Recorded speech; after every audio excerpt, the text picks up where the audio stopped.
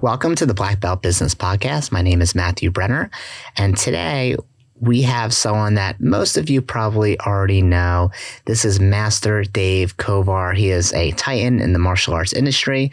He currently runs Kovar Satori martial arts schools out in Sacramento and runs Kovar Systems. Over the course of his 45-year career, him and his schools and his team has done over $120 million in sales. And the cool thing is that a lot of schools can do great for maybe a year or a couple of years, but he has been the anchor and has been the marker for consistency in the martial arts industry. And not only has trained me personally, but basically everyone on our team looks up to him as a leader everyone looks up to him as a leader in the martial arts industry and in our team. So, Master Kovar, thanks for coming today. Oh, it's my pleasure, man. Fun to be here. Yeah, I can't believe you flew all the way in from Sacramento just for this podcast. Just for this podcast, man. Appreciate that. And while I was here, I did some other stuff too. Okay, cool. So when we were driving in today to get to this podcast room, we were talking about some of the imposter syndrome that you have doing some things outside the martial arts industry, some public speaking and stuff like that. And it's so funny because whenever we have someone who starts teaching classes, they have that same exact imposter syndrome, right? And you've been public speaking in front of martial arts schools for a long time now, over 4 decades. But you still have that imposter syndrome being in front of a group of people that aren't martial arts people. So now that you're in a new, let's say, not new position, but you're trying out something a little bit different than you've done in the past, doing some public speaking for other business organizations, using the skills you learned in martial arts for helping them grow their businesses. What type of advice, or what do you tell someone who's a new instructor and they feel imposter syndrome about being on the mat? So I think there's a great quote that goes like this: when placed in command, take charge. And imagine for a moment that you're going to lead you got to be a general for a bunch of people and you're going to lead them to battle. And if you went, well, guys, I think we're probably going to get our butt kicked, but follow me, we'll do our best. That's not the kind of leader you want, right? You want someone that just kind of steps in and owns it. And I think, for me, when we're talking about imposter syndrome, it has to do with, although I've been a successful businessman for a long time in kind of our martial arts world, when I started speaking a bit outside the martial arts industry, it was kind of it was intimidating. And only because these guys, it's almost like what we do. Sometimes I think of it as not real business, it's like teaching martial arts. And I know that's not the case. And so what I had to do is what I do, and I would tell that new instructor to do, is just kind of step into the role, assume a position of confidence. First off, you got to know what you're talking about to a certain degree. But I think, anxiety, nerves, that can be a really good thing because it signals to the body that something's to be taken serious. So I look at that oh man, I'm speaking with I'm going to do a mastermind group and I'm going to have 15 local CEOs. They're going to be together with me for 3 hours. I'm going to be talking about the martial arts lessons and how they can apply to their business and their life. If I wasn't serious about it, if I wasn't holy moly, I got to take this, seriously, I probably wouldn't do as good a job. I wouldn't prepare as much. It's what Ben Zoma, who was a first century sage, from a couple thousand years ago, he had a series of questions that he felt if you could answer these questions correctly, you'd live the ultimate life. And one of them is, who is a brave person? And the answer is one who is smart enough to be afraid, but takes actions anyway. And that's how I feel about this. Oh man, I got a group of people that I'm going to speak to. Whoa, that's kind of intimidating, but I'm going to do it anyway. So is there a certain routine you do before you're going to get in front of people, or a certain ritual? Well, so one of the things that I try to do is I don't like reading off notes per se, like a PowerPoint's fine, it's kind of a guide, is that I try to, for the most part, I don't memorize because then it doesn't come off authentic, but I'll have, let's say my presentation is going to have 7 themes. Okay. So I've rehearsed a lot what I'm going to discuss. So I step out there feeling pretty confident in my material. And then I also, this is a really interesting thing, is that understand that, let's just say, and you've seen this plenty of times in your career, where maybe someone stands up in front of a group of people to talk and they get emotional and they're kind of nervous. They're having a hard time getting their words out, right? Well, what are the people in the room doing? They're wishing him good well. They're not, in most cases, they're not going, oh, look at that guy. You're secretly going, come on, man, you can do it, right? So the point is, most of the time, at least in my world, in the audience that I'm speaking to are a friendly audience that want me to do well. And sometimes we just forget that, you know what I'm saying? So that's why it's nice to, talk in front of people that are on your team, so to speak. And then the other thing is, deep breathing. It's amazing. What a big difference. I did a presentation for the Carmichael Chamber of Commerce last week, and there was 100 people there. These are local people, right? And I was the lunchtime speaker. I was sitting in the audience, and and I realized, I'm going to be up in 10 minutes. And it's not a big deal, but it's a big deal. You want to do well. It doesn't matter the size of the crowd. You always want to give your best effort, right? And I found myself, all of a sudden the heart starts pumping a little bit and a little dry mouth. And it's like, what do I do? Just make sure my posture's straight and take some nice deep breaths, belly breaths. And what do you know? You just kind of, all of a sudden, I'm calm and everything goes well. So do you feel, or do you have that sense of like almost being a white belt again? Because oh yeah, absolutely. Yeah. And I think that it's good though. That's a good thing. In other words, we talked about it this morning in our training, and Shoshin is a Japanese term.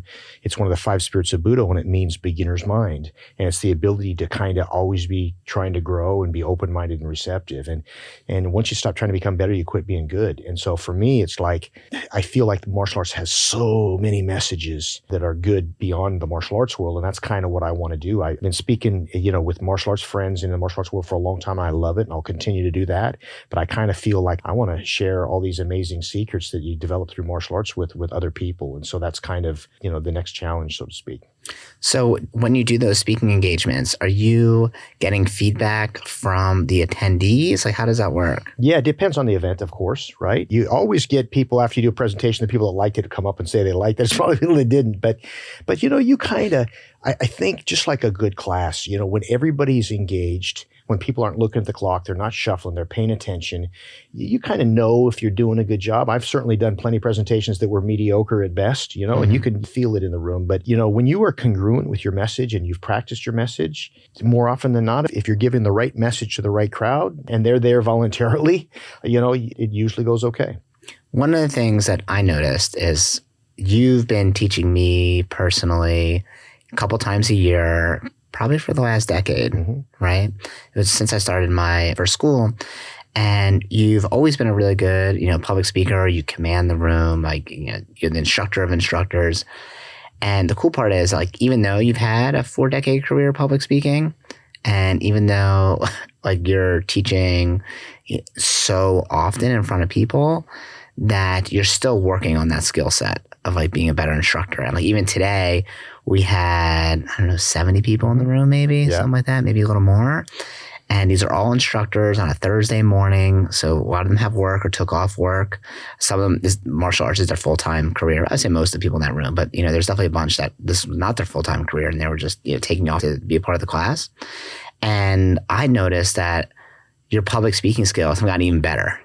Whether it's not using the word as much, just like more polish and like how you're making eye contact. Like I've always thought you were really good. I didn't necessarily think, he can do a lot better. It was like when I saw it today, I'm like, wow, he did get better. So I think that's so cool that you keep on working on that skill set. So you talked about amazing skills that we can pass on to our instructors and our students. But what about like to your kids, like personally, like how do you get to translate that to your family? Because you're not, Master Dave Kovar to them, your dad.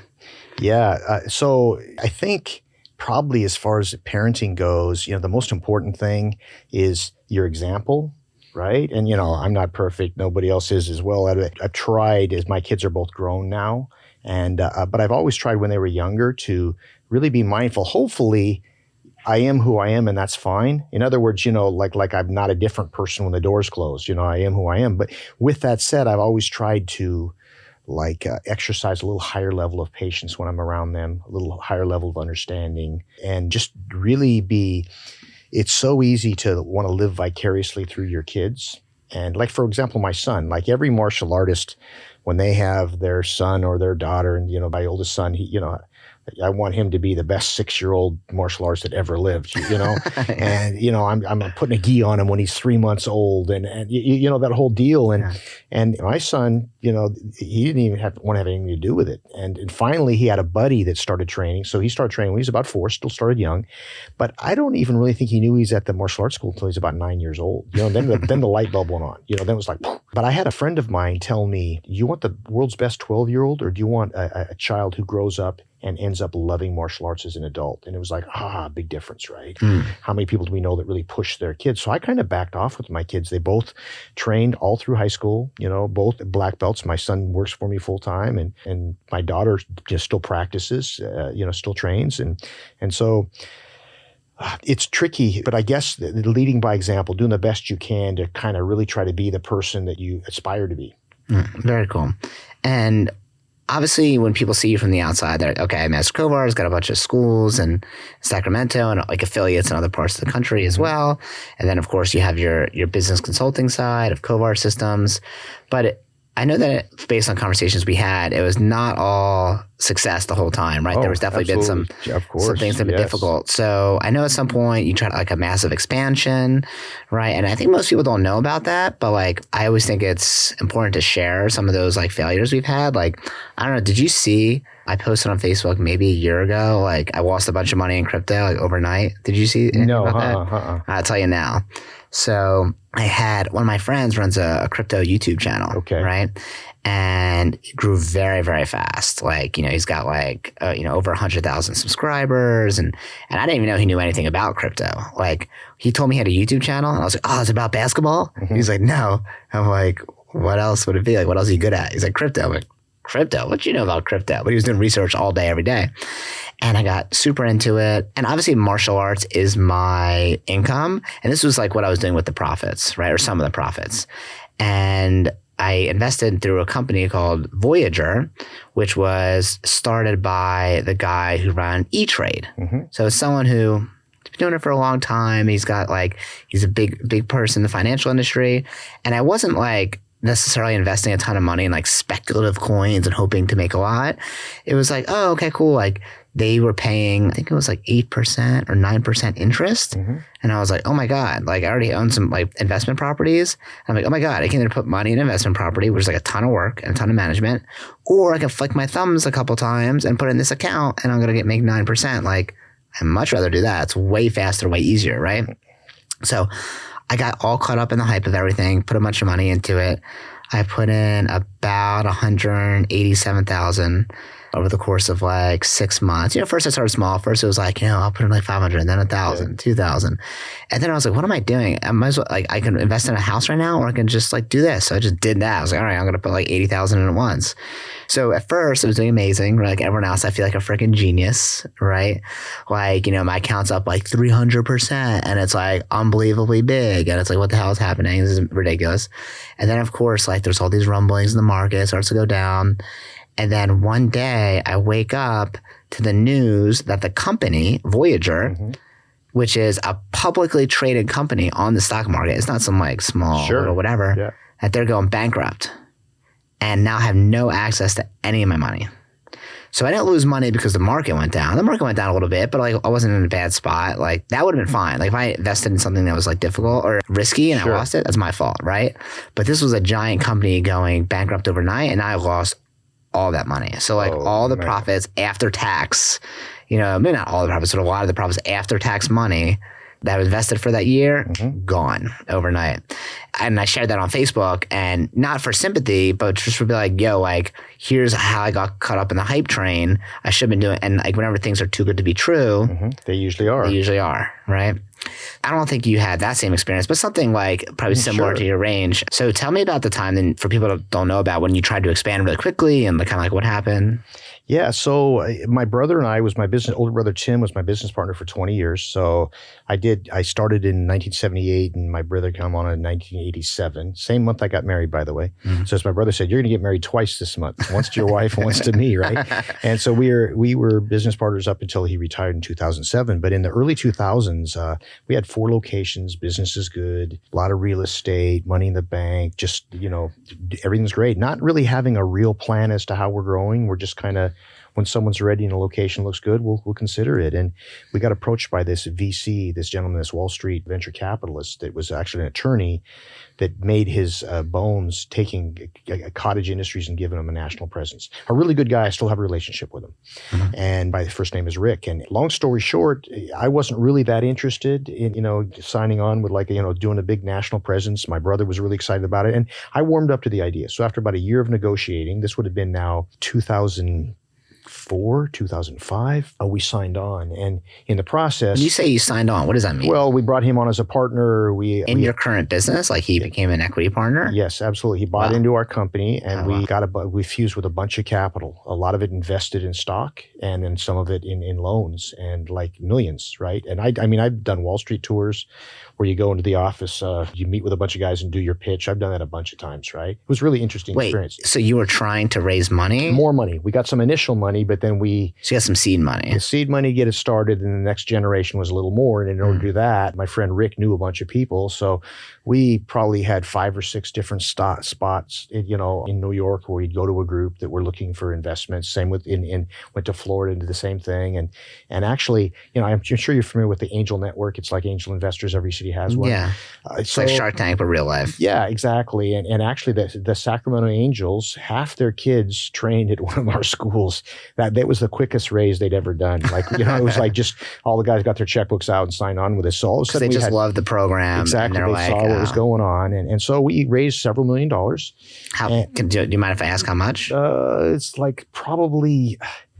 I want to say 3.5, something like that. And these are from like your students' parents? Some of that. A lot of it is like legitimate VC money too. Okay. So we had a big company that was the kind of the main backer. And so all of a sudden we went from 4 locations to 20 locations in a year and a half. And put in perspective, these aren't franchises. These are corporate-owned locations. Okay. And keep in mind right now, this is like 2006. Retail prices, commercial prices are through the roof, right? This is right before the bubble, right? Before the... So you're paying a premium. Big time. And we have bigger. So I remember I was with all these we'd do these whiteboard sessions where I'd meet with all these high level business guys that had been doing this forever. And I'm thinking, man, I think this is too fast, but what do I know? I'm just the dumb karate guy. I really literally remember thinking that. And I was charged, my job was to develop instructors. And that's because we'd already been doing that quite a bit. And so we got to 20 locations, and actually, most of them were doing actually pretty good. Where was this at? In Sacramento only? It's primarily Sacramento. We had 14 schools in Sacramento. We had 3 on the East Coast, and 1 in Portland, and 2 in the Bay Area and San Francisco area. Okay. And so what happened was we were doing just-in-time money, meaning, okay, we were, as long as we make our quota, there's going to be more money we can borrow, and we're going to be raising money for the next few years. We're not going to make any money for several years, right? We're just going to kind of grow into it. And that was the plan. And what happened is we missed one of our quarterly lines, or the goal that we were trying to hit. And all of a sudden, the money got really expensive to do the next round of financing, okay? Because you remember, you're spending $150K at least to start open up a school. Times that by 10, then we're losing money on it. We were losing at one point about $150K a month. Okay. How did you develop instructors that fast? So I had a super strong bench already. And that's when we got really creative. One of the things I did is I went back, and you've heard me talk about it before, and I looked at my inactive roster. Okay, one of the things I did, I was at this movie theater. This is right when we were in expansion mode, and with my wife and I are at the movies, and there's a gal that takes my ticket. Her name was Erlene, and she worked for me through high school. She grew up in the dojo. She goes, "Oh, Mr. Kovar," she gave me this big hug, and I go, "Erlene, what are you doing?" Because I thought last I remembered she'd gone away to college, and she goes, "Oh, sir, I went away from school for a couple of years, but it just wasn't for me. So I'm back here kind of trying to figure out what I want to do for a living." And I look and I go, boom, light bulb goes on. I go, "Hey, man, we loved, I loved having you as an instructor and a student. Why don't you come back and consider it?" "Are you kidding?" Her comment was, "I thought once you quit, you couldn't come back." And I didn't even know where she got that from. But I've heard that so many times. Yeah, maybe they're thinking, maybe I gave her the talk like, "Arlene, you know how hard it is to get started once you leave?" So, who knows? And it got me thinking, interesting. So what I did is I went through my list of all my inactive students, people that I call them quitting for the fumes. And that's car fume and perfume. Cars and girls, you get to that age and and I started picking up the phone and calling old students, old black belts, and it worked surprisingly well. So that was one way. And then we did a lot of acquisition, and then can I ask a question? Were you like paying them full-time salaries right away? Like you walk in, here's the school? It depends. Totally depends on the situation. It's kind of, you apply the gas as hard as you need to. The whole idea was to have a lot of people in the warmer, kind of on the side. So I'd have a conversation with you, I'd sit down, you'd come down, and we'd do a little training. I'd give you a couple months of free training, let's say, and we just kind of see if there's a fit. And if in a perfect world you were living local and could work part-time to develop the position, into the position, that would be great. In a few cases, I came across guys that were so good and ready and needed a job now. We just, we made it work, right? We had money in the bank. We could do that. And then what happened is all of a sudden we realized that the money's running out. We've got all this massive debt, all these locations with personal guarantees on them, et cetera. And it was pretty scary time. So this would have been like the lowest moment in my career would have been December of 2007.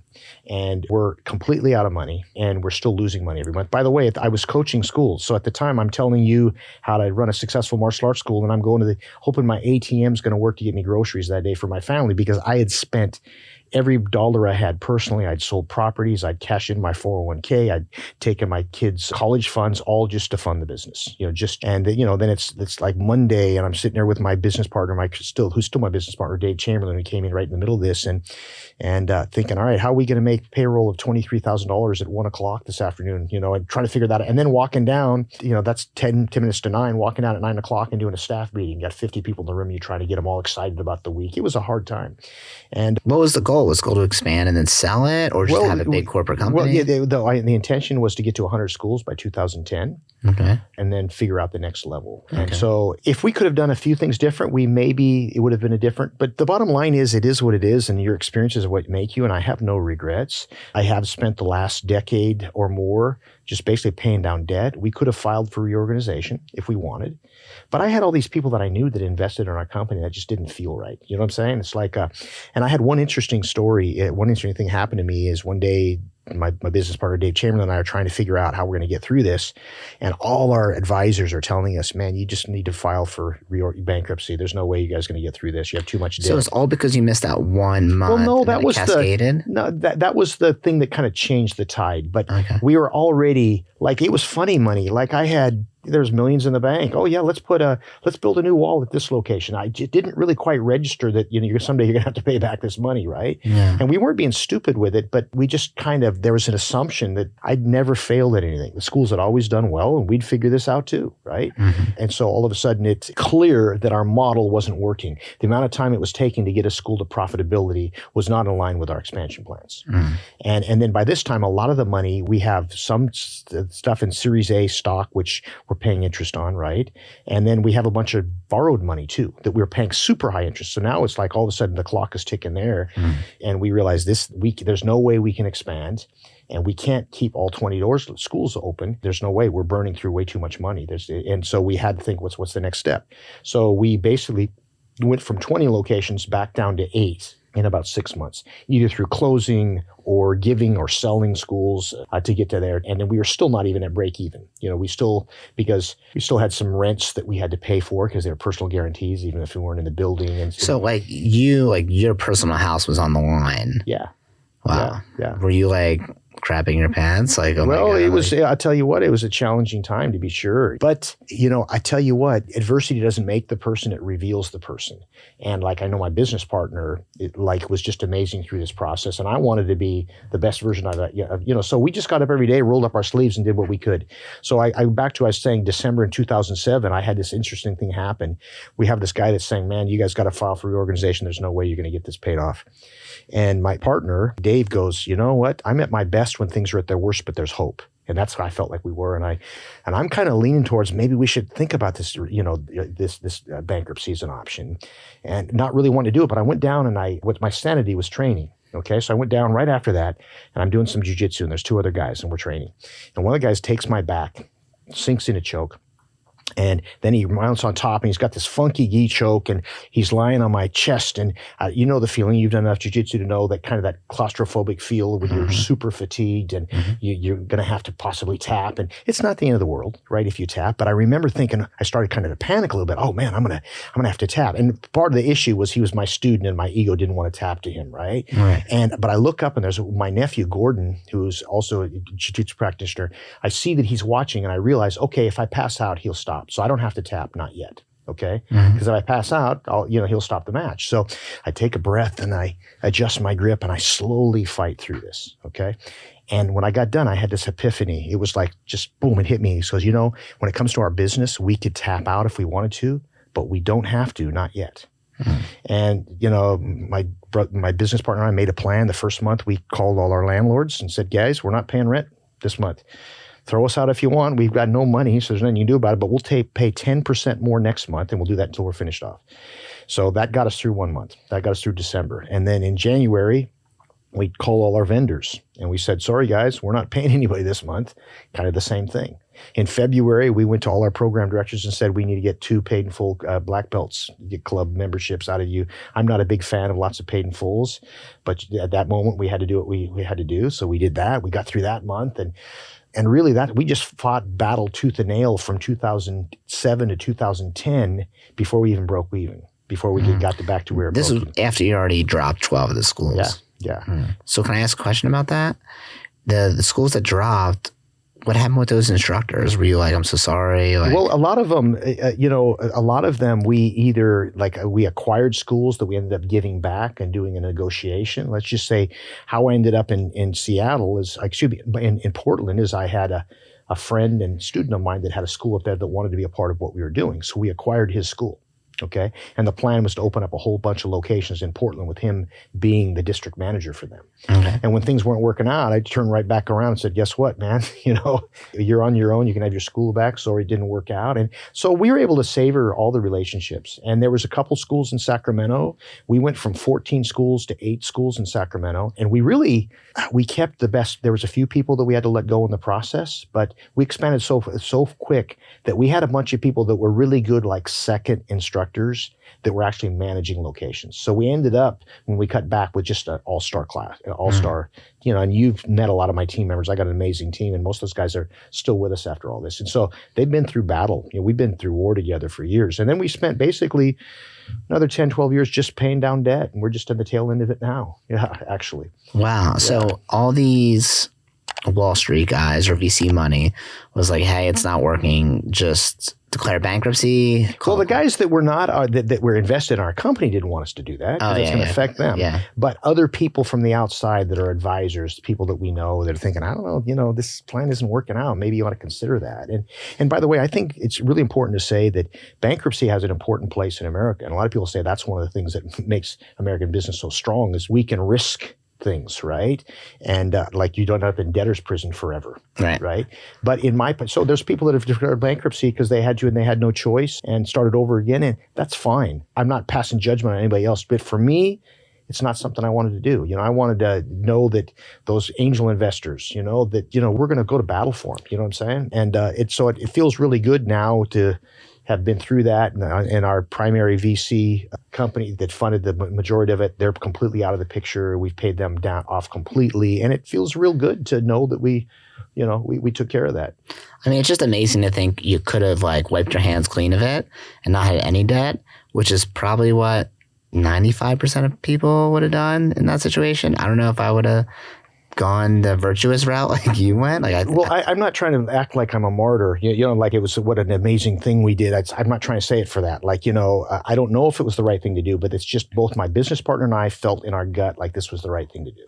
And in the bigger scheme of things, my life would be so different, and I don't know that it would be better if we didn't do this, Yeah. Maybe I'd have more, because I had to kind of almost start over again to a certain degree financially, and maybe I'd have more money in the bank if we did it another way, but I know that most of my team that works for me would not be around if we did that. And I would not be here with you because we wouldn't have started traveling, doing part of the reason why I was doing so many seminars is to try to, started Kovar Systems is to really try to generate as much income to pay down debt as I could, right? So that got me really out on the seminar circuit. I would have never done this otherwise, so it's like, your life is a sum total of all the experiences you had to date. And I've had a great life, and I wouldn't change anything.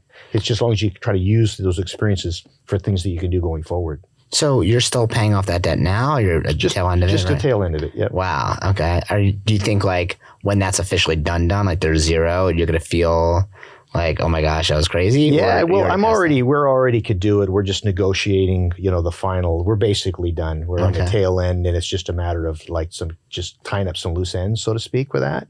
And it feels good to get there. It feels good to. That's why when COVID hit, I know the action team did amazing over COVID, and we did quite well over COVID, but I wasn't as worried as a lot of people. It's kind of like one of the things that being in business now for 45 years, there was nothing like that experience as far as, but I've had plenty of bad months. months. I've had plenty of years that were hard to get through, and every challenge you can imagine, or most every challenge, we've been through when it comes to staffing and you name it. And so when COVID came along, it was like, I just kind of knew we were going to get through it. What do you got to do? You roll your sleeves up, take a breath, and do as much as you can that day. And turn on Zoom. And the next day, get up and do the same thing. That's kind of been I think it's very important that there's a story about this old wise man, and he's training this young, disciple, right, in the ways of the world. And they have all these long walks in the forest, and the disciple's always asking the old wise man all these questions. And finally, and he's worried, don't you worry about this, sir, and that.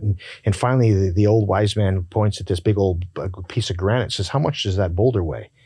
And the young disciple looks at it and says, well, it's, this many cubic feet wide. And I'd say it weighs 960 pounds. And the old wise man says, well, maybe, but only if you lift it up.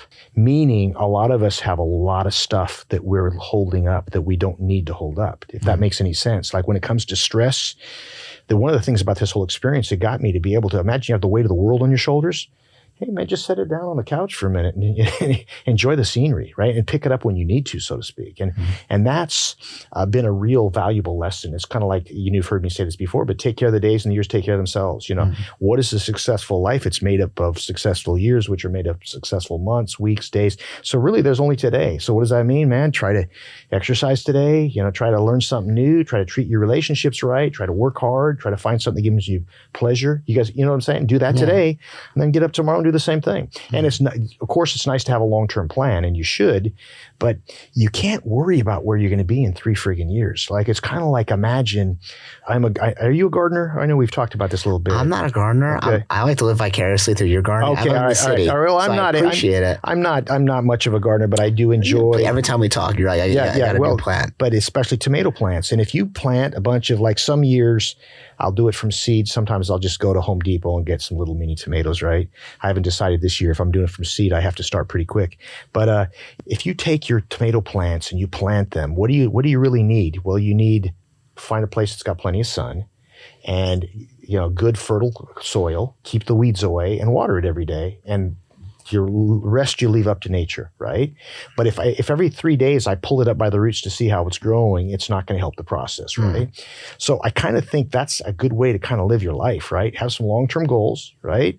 But then just every day kind of work towards that. And all of a sudden you look back, 6 months have gone by and you've made great progress. One of the things that I think that resonates exactly one of the things that I've always done is I have goals that are 10-year goals, right? It sits in a Google Doc somewhere in my drive. I don't look at that often, like once a year. But I also have a goals meeting I do with a couple of close friends of mine once a month. We sit down, we have our personal and business goals. That's great. We just run through them, and they're in different industries than me. Right. It's kind of an accountability thing. Exactly. And there's plenty of months where I feel like crap going to that meeting. I'm like, oh my God, it's going to be terrible. Some months I'm like, I can't wait for this. I'm going to tell them all the good stuff. But one of the things I'm doing differently this year for me is focusing on the tasks and the goals, the tasks that will get me to achieve my goals, and not on the goals themselves. So I want to make this amount of money. Okay, I don't really care if I make that amount of money. I just know I need to do these 4 things a day. I need to message this amount of people. I need to call this amount of people. I need to do this, this, and this, and only focus on those consistent activities. Because I know if I do those, that thing will just happen naturally. No, so I think that's really a good way to look at it. There's a book that I read last year. It's called by a guy named Boyd Vardy. Have you heard? It's called A Lion Tracker's Guide to Living. And anyway, Boyd Vardy is a 3rd or 4th generation safari guide in South Africa. And it's his grandfather or his great-grandfather purchased 120,000 acres somewhere in South Africa. And they originally, 100 years ago, they were doing big game hunting, as in, hunting the lion and shooting the lion, right? Now, what Boyd has done is he's brought over time, their 100,000 acres just became really not green friendly. I mean, it really changed and eroded away, and he wanted to bring it back to its original pristine space. So that's what he spent the last 20 years doing. And in the process, he's still a safari guide, but they take pictures of the animals and whatnot. Well, anyway, so in this book, there's this one line he talks about that is kind of along the lines of what you're talking about. I think it's so profound. And he tells a story about when he was a kid, he learned to track by this guy. His name was Rheneas, and Rheneas was considered one of the greatest trackers in South Africa. And so one morning, Rheneas is getting ready to go track a lion, and Boyd goes, "Where are you going to go to find the lion?" And Rheneas goes, "I don't know where I'm going, but I know how I'm going to get there." And he goes, "What do you mean?" "Well, what I'm going to do when I hear a roar, I'm going to go to where I think the roar was, and I'm going to look for tracks. And eventually I'll find a track, and I'm going to follow those tracks. And when I see some lion scat, I'm going to see which direction. And eventually, if I follow that, if I stay tuned to what's going on, I'm going to find the lion. So the whole point of, I don't know where I'm going, but I know how I'm going to get there, is like, you don't know exactly where you're going to, but you know, if you have a productive day, it's going to help you get closer to that, right? And that's kind of what you're saying. And that's kind of how I look at it too. Like, I don't know what my next chapter in my career is going to be, but I know that the habits that I'm trying to cultivate and continue are going to help me get there. So people hear a little bit more about like the personal side of Master Kovar. So every time I talk to you, we talk about two things together. We talk about hiking, which I know we both like really, really adore and love. And we talk about gardening. So are those like your two major things that you do to put that heavy rock, that boulder down? Actually, probably martial arts is at the top of the list for me. Yeah, that's still like, especially right now, I love it all, but probably like, couple good grappling sessions, can make a big difference. So that's still like my main passion is training. It's just, you got to do it smart and, age appropriate. And then of course, other things, absolutely, being in nature, hiking in nature, gardening is great. My kids and I ski a lot. So in the wintertime, we'll be up at Lake Tahoe. You don't get injured skiing? Well, you certainly can. It can be a dangerous sport. I've been doing it since I'm a little kid. And so I'm pretty good.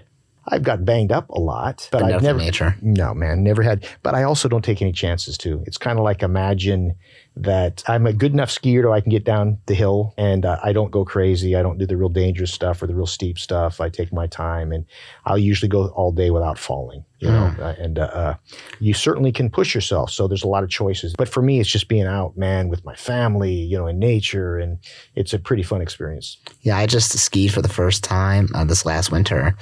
And so I'd never done it before. And my niece and nephew brought me out there, and they're like 12 and 10 or something. So they're super excited to teach Uncle Matt how to ski. And I know nothing about it. And they're just like giving me their lessons. Yeah, you probably fell a lot that day. I fell a lot. And so we ended up going, I think, 2 or 3 times. And like one of the times they brought me down a hill that was probably not appropriate for me, but I honestly didn't know. I didn't know Blue Diamond. Yeah, Blue Diamond. That's like an intermediate hill. Yeah, you probably should have been on the green circle. Yeah, exactly. So I was on the Blue Diamond, which I didn't know. I'm just like going down. And I just like crashed. Blue Square. I'm sorry, it's Black Diamond. Yeah, Black Diamond, Blue Square, whatever. Yeah. And I just hit my head so freaking hard on the ground, like, and like I'm wearing a helmet, obviously. And I just like, I feel like, oh man, I think I just had a mild concussion. And I was like dizzy getting up, and I was like, probably did. And I've never really gotten a big injury before. Not that this was big, it was minor, but like, I've been doing martial arts my whole life. I've like definitely sprained ankles, toes, fingers, little things here and there, but I've never had a major injury. And I'm like, man, if I'm going to have a major injury, it's going to be from skiing, I think. So no, it's definitely, the learning curve on it is pretty severe. I've been doing it since like 4 years old. I'm good enough to get down the hill okay. So not that, now I got to watch this because I'm going skiing next Thursday. Oh my God, watch this talk. It's like, for you. Knock on wood here, yeah. So how has your training changed as you've gotten older? Do you train differently to stay safe and make smart decisions? Absolutely, yeah. So I think the big difference is like the first thing is as you age as a martial artist is that you try not to focus on what you used to be able to do, focus on what you can do. For me, that's like a flexibility thing. Like I'm not as flexible as I once was, and it takes me longer to warm up to be able to kick. And you're not doing 540s to the head? No, not too often. But I think for me, it's a couple things. It's first off, really consistent. Martial arts for me is not just martial arts, it's health, fitness, martial arts. So eating clean, not perfect, but eating, close to what you think you should eat. Exercising on a regular basis, I think, is the foundation. Like I don't do martial arts for exercise. I exercise so I can do martial arts. And so I think that's super important. And then I follow a rule, I call it the 80% rule, which means I rarely, if ever, go past 80% of my capacity. When it's like when I start getting really fatigued, that's when injuries always happen. Whether it be at the gym, like lifting some heavy weight or doing one more round of sparring or, grappling when you're really tired, you got the big guy that you go with. And that's when it happens. So I try to always be kind of in control, and I try to always train in a kind of a playful energy versus like an intensity energy, because that's kind of when I've been injured the most, is that would be the case. And the other thing is never, ever, ever do anything intense or ballistic without doing a really thorough warm-up. Yeah, just like today, we spent 15 minutes. They didn't really know we were doing it because we were doing some fun martial arts drills, but 15 minutes just warming up before we really did anything. Because I think that every time you don't do that, when you're younger, you don't need to stretch, right? But as you age, it becomes more and more important to warm that body up before you get going. So now when you train, you do a lot more warming up. How long do you take to warm up usually? 8 minutes, Okay. Not that long. But before younger, you just hop in. Yeah, you walk in and we call it, you kind of just start, right? I mean, how many times, I'm sure you've done that as well. You don't even really warm up. You just start kicking right cold. And you can do that when you're a teenager, but those habits don't serve you. So the sooner you can start developing the habit of warm up, it's going to serve you later on. Your future self will thank you for that, because the little injuries you get now, they're going to come up more apparent in the future. So besides the warming up, in terms of let's say your nutrition or your fitness, what are you doing outside the martial arts school, outside the mat? So first and foremost, I'm pretty focused on, I call it the 6 pillars of health that I focus on. And they're exercise, rest, nutrition, stress management, risk avoidance, and recharging. Okay. Right? So exercise, I try to exercise pretty much every day. I will miss a day or two a month. I didn't exercise 2 days ago. It's the day I flew out to the East Coast and I had an early flight, and I didn't worry about it. I could have made time. You can always make time. But besides that, What are you doing? Are you weightlifting? You doing calisthenics? Yes. Okay. It so whatever you have access to. Yeah. What like if when I'm in the road this morning, it was a real easy workout. But it's enough to be a workout. I did 100 push-ups, 100 squats, and a thorough warm up and warm down. So literally 15 minutes. But it's enough to where, as my dad said, a little something's better than a lot of nothing. And then I try to really be mindful of my sleep. I try to eat relatively clean the majority of the time. For me, that means primarily plant-based, right? And then managing stress. So what does that mean exactly? Meditation, of course, it's scientifically, there's no doubt about the fact that's a valuable thing to do to manage your stress, but it's also really how you interpret things. It's not just for example, you can decide to let things annoy you or not. Sometimes it can be a decision. If someone cuts you off in traffic, okay, you can let that really get, today, getting to the studio here, we were downtown Philly for quite a while trying to negotiate traffic and find parking, and you didn't let it bother you. You were just kind of calm and easy, right? Well, you could have just as easily been stressed out and honking the horn and irritated. It's you have a certain amount of control over that, right? And what you focus on. So I do my best to not let things bother me. For example, I travel a lot, and when a plane is delayed or connection is tight, or I just try not to make a conscious effort to not let things that are out of my control my emotional mood, right? And I'm not always successful. I've had plenty of moments where I got upset about something that was out of my control, but being mindful of it really helps. And then risk of avoidance has to do with being training safe, but just things like washing your hands and putting your seatbelt on and not bungee jumping, that kind of stuff that can make a difference. And then recharging has to do with finding something that brings you joy, whether it be a hike, a walk in nature, listening to music that you can do on a regular basis. One of the things I love is when people compare martial arts. It's like a moving meditation, right? And for me personally, I realized that I have every part of my day where there could be a gap, I would fill it with something, right? So I'm taking a shower, I'm listening to a podcast. I'm at the gym, I'm listening to music or a podcast. Looking on ESPN when I'm on the toilet. What I'm always doing something, and it's you never have a chance to be bored or think. And one of my actions I'm doing this year, not meditating, but just removing some of those layers. Now I don't take a shower with the podcast on. I know it sounds so stupid and easy, but that's when my mind will just wander and think about things. And it's it doesn't need, not every moment needs to be filled with I need to learn or have a gap. You need to let those gaps be gaps. I think it's super important. I don't, during the week, rarely, I can't say ever, but rarely do I listen to anything when I'm driving. Wow. And that's my time. And if I do during the week, it's a podcast, right? This podcast always, every episode. Yes. But usually that's my time to think. And and when I run or when I exercise, a lot of people run with music on, but for me, it's fine. There's nothing wrong with that. For me, I'm trying to be in the moment totally. So when I'm outside, I'm not listening to music, and it just works for me. So I think what you said about letting your mind being bored that's where all creativity happens. If you're always stuffing it with stuff, you don't ever give a chance for your unconscious to kind of drop something in your head, you know? Yeah, I heard this from Alex Hormozy. Are you familiar with him? Like I know the name. Yeah, it's just like big giant jack business dude. Ran a bunch of gyms and a gym mastermind. And now just does a lot of business consulting. Or I think he purchases businesses.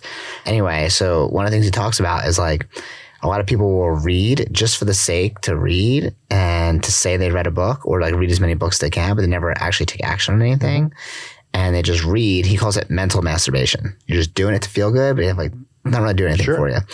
And that's like another thing that I thought about. Like, okay, instead of me, I used to have goals. I want to read 25 books this year. Okay. And I do a pretty good job. I hit it most of the time. But now it's like, I don't care about that. I want to hit like 6 to 10 books, if that. Yeah, probably closer to like 6. And just like take action on it. Yeah. And read the same book a couple times, even though it's kind of boring. So it really sinks in. I've read whole books. I can't tell you anything about them. I have no idea what I read. So back to martial arts stuff. Obviously, you've been doing this for a long time, and you've been consulting for a long time as well, helping other school owners and grow their schools. And by the way, like with my brother and I, like, and just even on my own, like I visited hundreds of schools and martial arts schools whenever we travel anywhere, mm-hmm. right? Like, even when I was like a young kid, when I was like 10, 11, 12, like if my brother was around and we're going to Disney World, like he's bringing you to a school we're going to go check out a school somewhere in Orlando, right? And a lot of times, like we'll hear schools that they say they're doing great, right? And you walk, oh, we have 500 members. And you walk in there, it's dirty as hell. You know, it smells. Like we'll go look at the cards that, you know, keep track of the attendance. And like, we'll be finding cards that haven't had a check mark on it in years, right? And they're not really practicing what they're doing or they say they're doing. And then like whenever, I don't think I've been to one of your schools personally, actually. I've only been out to California like once or twice, but never to Sacramento area. But whenever we have someone on our team go, they always talk about how strong your bench is in your schools, how amazing the instructors are. And like how like the third or fourth best instructor is still an amazing instructor. What would be like most schools would be lucky to have that person as a first instructor. So long term, if someone's like, okay, I want to build my school not just to last for the next 2 or 5 years, but for the next 10 or 20 or 30 years, like what's the secret, or what do you do for longevity? Yeah, well, first and foremost, just back to the book comment, I'm a big fan of having books that speak to you that you reread. I think that's way more valuable. I'm also in the same way. I said like I've got a dozen or so books that I've read 10 times, right? And I get a lot of, and I've also given myself permission. If there's a book I'm a few pages in, I used to like regardless finish the book once I started. Oh, yeah. And now if the book doesn't grab me, I give myself permission to not waste my time. Yeah, you feel like a failure a little bit. Yeah. But so back to the schools, I think, thank you for the compliment. I'm really super proud of my team. I think first and foremost, I think it's important for anybody listening that if you are looking for options, is martial arts is a great career option. People don't really look at it that. I know my generation, my parents tried to talk me out of it forever. I don't know what your parents did because your older brother had already been such a good example. Yeah, they tried to talk me into it. I went the opposite direction. Yeah. But so I think that, just for people that are wondering, it's such a great lifestyle. You're doing something where you're making a difference, doing something you love, and you importantly can make a really good living doing it. And so it's like, I think it should be looked upon like people look at other professions, right? But for us, the kind of the motto when it comes to staff training is hire right, train right, treat right. Okay, what does that mean? You got to start with the right person. And in order to have the right person, you have to have a big selection, because if you're trying to hire someone and you've got 3 people and none of them are quite the right one, you hire the one that's least bad, it's still not the right person. Yep. Does that make sense? So you got to cast a really broad net by talking to a lot of people about it and starting early, planting seeds early and often with lower belt students. And hopefully, eventually you're going to have someone that's the right person that's got that quality. And then then that's the step number 1. The step number 2 is you got to train them right, because the person that's got all the right qualities, if they don't know what they're doing, they're not going to be successful, right? So that's having a really very formal training process. And it's also, I think it's really important that you hire them right, train them right the first time, because if you let somebody develop some bad habits, let's just say you hire someone to answer the phone and you don't really teach them how to do it. Okay, just answer the phone, be nice. They pick up the phone, and next thing you know, they've been doing it for 2 or 3 weeks. They developed their kind of shtick, so to speak. And then you realize, wait, that's not what I want you to do, and follow this outline. Well, now they have to unlearn their old habit. But if you hire someone out of the gate and train them exactly how you want it, there's no bad habits, right? So that's number 2. And then the third step is treat them right. Now you can have some people that are a great person that you train really well and treat right that's going to move on regardless of how good you treat them. And there's going to be some people, no matter how bad you treat them, or they're never going to leave, right? But the majority of the people, if you treat them right, they're going to stay with you. So for us, that's kind of like, what does that mean, man? Is to go to battle for your team, be really mindful of where they are in their life. If, their child there's a baseball game they want to go watch, make sure to help them find a way to get the school covered so they can watch it. In other words, try to be the boss that you'd want to work for. Bottom line, that's kind of been our formula, and it's not rocket science, but it works really well. We try to acknowledge our people for a job well done. We try to hold them accountable, and so they can aspire to be a better version of themselves, so to speak. And for the most part, it works pretty good. So what's any new recent things you've implemented for your staff that's been really helpful over the past year or two? I think since COVID, we're really trying to focus on getting back to some of the old habits we had prior to COVID that we kind of let go. During COVID, we were like so many people, just in survival mode. All right, let's just figure out how we can handle this. And as far as developing the next generation of instructors, that wasn't really on our mind then, right?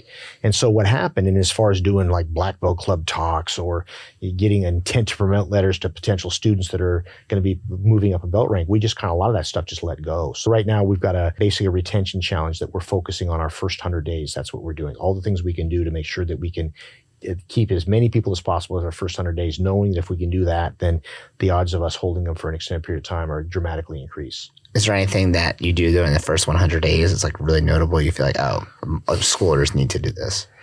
Yeah, well, it would be, for me, it's the 8-step student progress check, and you've been through it a bunch of times. Yeah. And it's really just making sure that, I think where we're weakest as an industry is communicating with families where they are in the process, and I think that's something that is always a good use of time. Cool. And if you're listening to this, you're like, what is that? And you can send me an email and I'll run you through it. And basically, you're just checking in with students to make sure that they're in a really good spot. They're seeing the progress that they want, and you're still aligned with the goals that they want. Mm-hmm. And if you don't do it, you need to, because if you're only having real conversations with students or their parents when you're asking for more money or when they're upset, it kind of sucks. It's not a fun position to be in, but this is a really fun conversation. It has nothing to do with money or upgrading, nothing to do with them being upset. You're just checking in. And also my favorite part of that, I think it's the first part is to just thank them for being there. Yeah, sure. Right? I go to a gym, I go to a jiu-jitsu school, and I've, obviously pay for other subscriptions or services.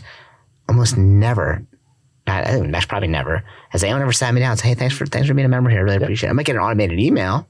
Yeah, which is great, but it's not the same. It's not the same. It's not the same. And I think what's important for people to understand is that we go where there's a strong emotional connection, and we'll do business with somebody that's more expensive, that's further away, less convenient, because we have an emotional connection with that person. And that's really the X factor that can make our business unique, right? And by the way, I'm all for having a really effective online presence and stuff that happens normally, and auto-generated texts and emails. That's all great, okay?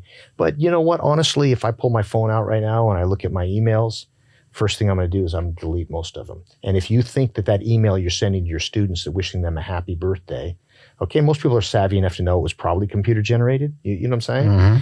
And you think that's enough, then there's nothing wrong with sending it, but you think they're reading it, they're not reading it. In almost any case, they're not reading it, right? Mm. And so that's why that follow-up, one-on-one conversation you have with somebody is so valuable. And I think the more people become more automated, the more important a one-on-one relationship is. That all of a sudden, our ability to really emotionally connect with a student, or a parent, someone comes in and you have a relationship with them, and you're happy to see them, and you shake their hand and you ask them how they just took a trip to Florida last weekend, how'd that go, and how'd your golf game go, because you knew that about them, and I mean that kind of stuff really adds up. Now all of a sudden, there's a connection there, and I have a contractor that works on our house that's not super cheap, probably not the most expensive, okay? But they certainly charge a fair price for the work. But I know him, I trust him, he's a good guy, I like him, and I know he's not taking advantage of me, but he's he's charging retail because he's a high level guy, then that's what's worth it. And I'm okay with that. I don't know if I'm making any sense or not. Because I have an emotional connection, I'm not going to go with the cheapest bidder. And I think in our business, that's important for people to understand, is that, like, it doesn't matter what the guy down the street is charging for lessons. Yeah, it means zero. It means zero. Every now and then you might get someone that shops 2 or 3 people that's looking, but that's such a small percentage. If someone comes into your school and they like you and they like what you're doing, they believe, they see the values and benefits, you tell them how much it costs. If they can afford it, they're going to write the check. It doesn't matter what the guy down the street's doing. And so that's why I think one of the most important things we can do is, as we become more automated, is make sure that we keep a real personal connection with our students. Yeah. And the cool part is, like, you can marry the two. Like, you can have personal connection with technology. So for instance, I got to check if we're doing this currently. It just reminded me about it, this conversation. But I know in the past what we've done is every month we'd have our instructors do a personal video message for the kid's birthday. Hey, it's Mr. Brenner from Action. I'm just checking in to wish you a happy birthday. Hope it's an amazing birthday. We're doing such a good job in class. We love having you. You're going to be a great black belt someday. Exactly like that. 8 seconds. And they'd record all the videos, and then they would schedule the birthday video to go to those kids the day before their birthday. Love it. So always the day before, that because the day of you kind of get lost in it, right? But the day before is like you're the first one. Oh yeah, the part of the script was, hey, I know it's not your birthday today, but I want to be the first one to wish you a happy birthday. Right. And you stand out, right? And so you can kind of use both. No, that's perfect, because it's a custom, but you're doing it in a kind of a formal strategy. No, that's perfect. That's a great way to marry them together.